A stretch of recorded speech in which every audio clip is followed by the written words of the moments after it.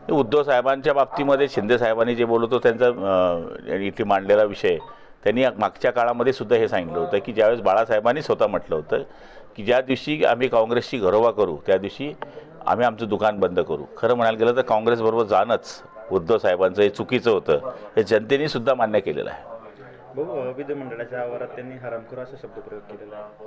मला माहीत नाही ते.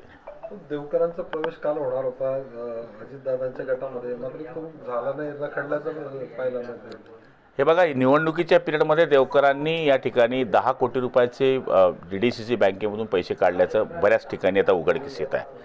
निवडणुकीच्या पिरियडमध्ये असे अचानक 10 कोटी रुपये श्रीकृष्ण संस्थेच्या नावावर काढणं, मला तरी असं वाटतं की कॅश इन हँड ठेवणं हे फार चुकीची बाब आहे. मी निवडणूक आयोगाकडे सुद्धा याची तक्रार करणार आहे, अँटी करप्शनवाल्यांकडे सुद्धा तक्रार करणार आहे. आणि मला हे माहिती आहे कोणताच पक्ष त्यांना स्वीकारणार नाही, कारण की जिल्हा मध्यवर्ती बँकेमध्ये घेतलेलं कर्ज असेल, ते न फेडलेलं असेल, बुलढाणा अर्बन बँकेचं असेल, मजुरांचे पैसे खाल्लेले असतील, शाळेमध्ये जे कॉलेजमध्ये शिक्षक शिकवत आहेत त्यांचा पगार देणं नसेल, त्याचबरोबर तिथे जे 26 लाख रुपये भाड्याने ती बिल्डिंग देऊन ठेवली आहे, ती कायद्याच्या बाहेर असून सुद्धा ती बिल्डिंग प्रेशराईज करून प्रशासनाला भाड्याने दिलेली असेल.